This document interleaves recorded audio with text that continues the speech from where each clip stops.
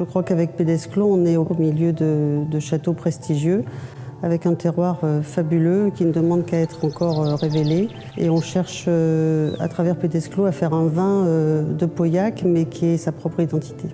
L'objectif de Pédesclos, c'est que Pédesclos a un potentiel énorme.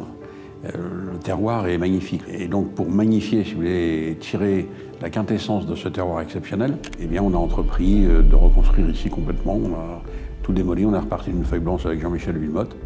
Donc, considérant qu'on avait un excellent terroir, on a vite compris qu'il fallait un outil de qualité. Donc, on s'est dit qu'un chai gravitaire qui respecte le raisin, qui respecte le vin, et puis qu'il n'y a pas de pompe, tout se fait gravitairement, doucement. Disons que c'est la douceur qui l'a emporté dans notre stratégie. On soigne le vin, on le cajole, on le dorlote. L'élément déterminant a été de favoriser un enracinement en profondeur. Pour cela, en fait, on a évidemment repris le travail du sol et permis en fait, à nos racines d'aller chercher en fait, en profondeur la typicité des vins de Pauillac. Et ensuite, en fait, un sol, c'est un élément vivant. Et donc, on a tout fait pour favoriser au maximum une vie microbiologique la plus active, qui permette au final, en fait, aux éléments d'être disponibles à la vigne et d'être ensuite diffusés dans les raisins. La force de Pédesclos, c'est qu'il y a beaucoup de parcelles dans des endroits différents. Donc là, pour nous, c'est une force énorme puisqu'on va pouvoir adapter chaque millésime en fonction des qualités potentielles de chaque zone.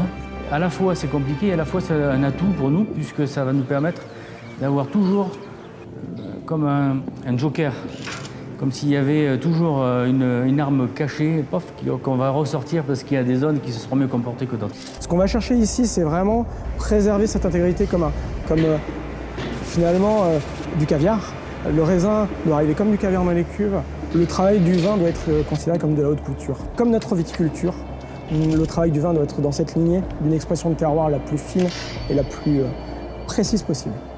Nous travaillons en fait avec un luxe de finesse et de précision, de capacité, de contrôle vis-à-vis des fermentations, vis-à-vis du vin, qui nous permet en fait d'exprimer au mieux ce que l'on souhaite faire transparaître de nos terroirs. Aujourd'hui, il est évident que nous avons l'un des outils les plus performants qui soit pour faire un grand vin. Donc en effet, on a toutes les cartes en main pour, je dirais après, comme vous le savez, une seule chose qu'on ne maîtrise pas ou peu, c'est la météo. Donc, mais d'un point de vue technique ou technologique, on a le meilleur outil possible. À Pédesclos, tout est une histoire de goût. La dégustation nous guide en fait à chaque étape. Et donc on va décider de la date de vendange en fonction de la dégustation de dés. Les analyses se sont mises de côté. La vinification sera dirigée à la dégustation. Les élevages sont dirigés à la dégustation.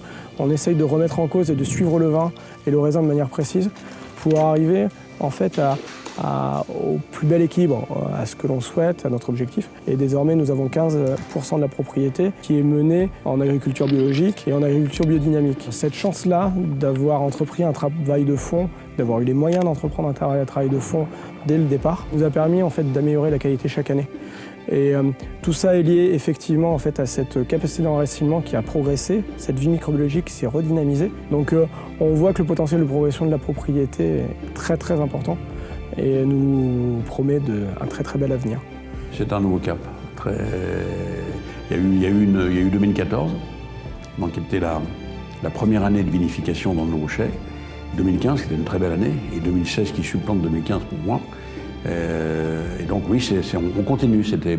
On arrive à un niveau de qualité qui commence à nous satisfaire. 2016 a révélé une partie de cette âme de Pédesclos. On a comme entreaperçu ce caractère qu'a Pédesclos.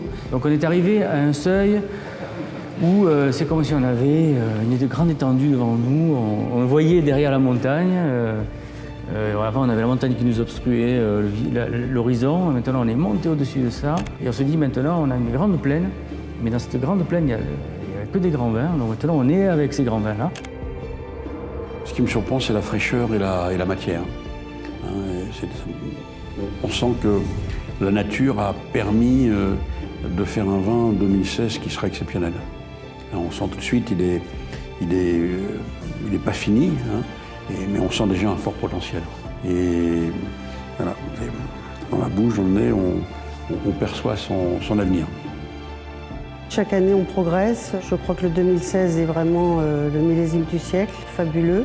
J'ai le sentiment, après les dégustations qu'on vient de faire sur les baies, je pense que le 2017 s'approche aussi d'un grand millésime.